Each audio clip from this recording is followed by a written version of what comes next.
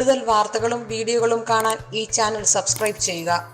കൂടെ bell button അമർത്തുക. നമസ്കാരം. മരണാസന്ന ചടങ്ങുകൾ. നമ്മൾ മരണത്തിന് ശേഷം പല ചടങ്ങുകളും ചെയ്യാറുണ്ട്. മരിക്കാൻ ഒരാൾ വീട്ടിൽ നമുക്ക് വയ്യാതെ കിടക്കുന്നുണ്ടെങ്കിൽ ആ സമയത്ത് മരിക്കുമെന്ന് തോന്നുന്ന സമയത്ത് മരണാസന്ന ചടങ്ങുകളുണ്ട്. നമുക്ക് ഹൈന്ദവർക്ക് സാധാരണ മരണാസന്ന ചടങ്ങുകളൊക്കെ വളരെ അപൂർവമായിട്ട് ചില വീടുകളിലൊക്കെ ചെയ്ത് കാണാറുള്ളൂ. ഒരാൾ മരിച്ചു കഴിയുമ്പോൾ മാത്രമേ എല്ലാവരും ഇത് ശ്രദ്ധിക്കാറുള്ളൂ എന്നുള്ളതാണ് പ്രത്യേകത. ഈ മരണസമയത്തെ വികാര വിചാരങ്ങൾ ജീവാത്മാവിനെ പിന്തുടരുകയും മറ്റു ജന്മങ്ങളിലെ സ്വാധീനം ചെലുത്തുന്നുവെന്നാണ് നമ്മുടെ ഭാരതീയ വിശ്വാസം തന്നെ.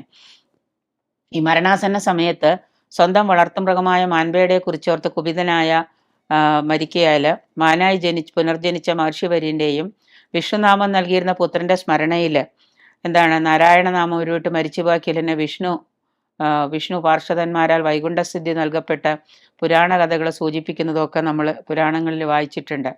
ഇങ്ങനെ പല തരത്തിലുള്ള കഥകളും നമ്മൾ ശ്രവിച്ചിട്ടുണ്ട്.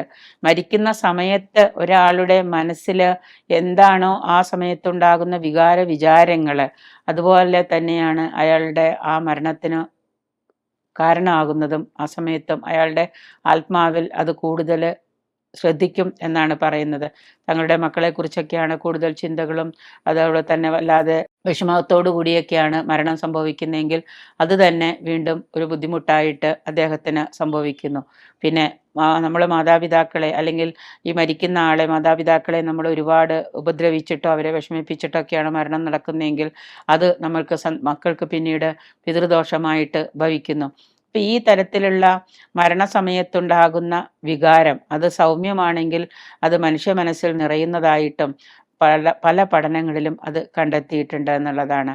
ദുഃഖവും ശാന്തതയൊക്കെ ദുഃഖം ഉണ്ടാവാതെ ശാന്തതയോടുകൂടിയും സമാധാനത്തോടു കൂടിയും ദുഷ്ടചിന്തകളൊന്നുമില്ലാതെ മനസ്സിൽ നിന്നിറങ്ങുന്ന നല്ല വികാരങ്ങളും വിചാരങ്ങളും സന്തോഷമായിട്ടൊക്കെയാണ് മക്കളെയൊക്കെ കണ്ട് സന്തോഷമായിട്ടൊക്കെയാണ് മരിക്കുന്നതെങ്കിൽ മരണാസന്ന സമയത്ത് കൈക്കൊള്ളേണ്ട ചില ആചാരങ്ങൾ അതാണ്.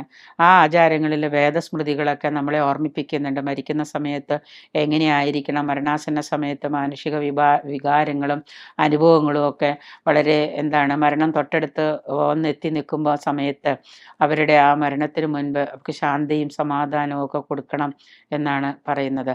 അതുപോലെ തന്നെ ആസന്ന മരണമായ മനസ്സിൽ ഈശ്വരചിന്ത നിറയണം. ഈശ്വരചിന്ത നിറഞ്ഞ് താൻ വളരെയേറെ ഭയഭക്തിയോടുകൂടി കിടക്കുകയാണ് എന്നുള്ള ചിന്ത. അതിനാണ് നമ്മൾ ആ സമയത്ത് അടുത്തിരിക്കുന്നവരൊക്കെ പുരാണ ഗ്രന്ഥങ്ങളൊക്കെ പാരായണം ചെയ്യണം എന്ന് പറയുന്നത്.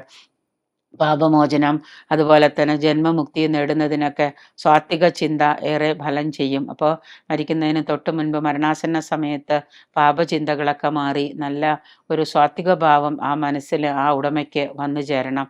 മരണാസന്നൻ്റെ സമീപം ഇരുന്ന്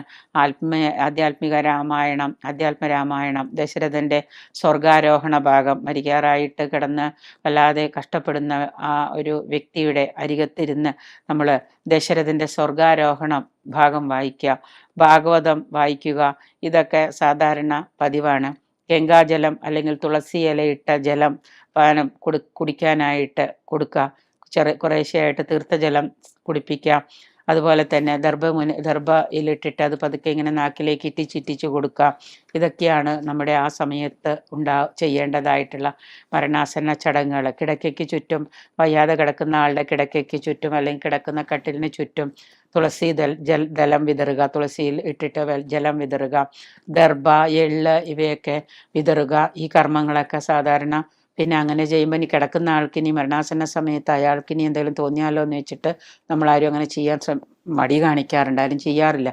പക്ഷെ എങ്കിലും മോക്ഷമന്ത്രം എന്ന് പറയുന്ന ഒരു മന്ത്രമുണ്ട്. ഈ മോക്ഷമന്ത്രം നമുക്ക് ജപിക്കാം. അത് ശരിക്കും ഋഗ്വേദ അന്തർഗതമായൊരു മന്ത്രമാണ് ഈ മോക്ഷമന്ത്രം. അത് ജപിക്കാം. തറയിൽ ചാണകം തളിച്ച് അതിൽ ദർഭയെള്ളും തുളസിയൊക്കെ വിതറി നല്ല ഒരു മോക്ഷമുക്തിക്കായിട്ട് ഒരു സാഹചര്യങ്ങൾ നമുക്ക് ഒരുക്കി കൊടുക്കാം. എന്തായാലും മരണാസന്ന സമയത്ത് ആ മരിക്കാൻ പോകുന്ന വ്യക്തിയെ നമുക്ക് വളരെ വളരെ സന്തോഷത്തോടു കൂടി ആ ആഗ്രഹങ്ങളെല്ലാം അവസാനിച്ച് മരിക്കുന്ന ഒരു വ്യക്തിയെ വളരെ സന്തോഷത്തോടു കൂടി ആത്മാവിനെ നമുക്ക് പറഞ്ഞയക്കാം.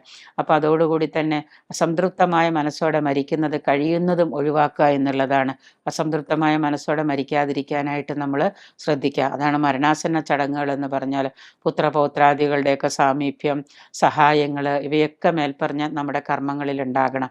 പുത്രപൗത്രാദികളൊക്കെ വരണം, എല്ലാവരെയും കാണണം, എല്ലാവരും സംസാരിക്കണം, എല്ലാവരുമായിട്ട് മരണഭയത്തിൽ നിന്ന് നല്ല മോചനം ഉണ്ടാവണം. ശാന്തമായിട്ടുള്ള മനസ്സോടുകൂടി മരിക്കുന്നതാണ് നമുക്ക് കുടുംബാംഗങ്ങൾക്കും മരിക്കുന്ന വ്യക്തിക്കും അനുയോജ്യമായിട്ടുള്ളത്. അതുകൊണ്ട് തന്നെ മരണാസന്ന സമയത്ത് ഇങ്ങനെയുള്ള ചടങ്ങുകളൊക്കെ ചെയ്യുകയും മരിക്കുന്ന വ്യക്തിക്ക് ശാന്തതയും സന്തരീക്ഷമുള്ള ഒരു അന്തരീക്ഷം ഒരുക്കി കൊടുക്കുന്നതും വളരെ നല്ലതാണ്.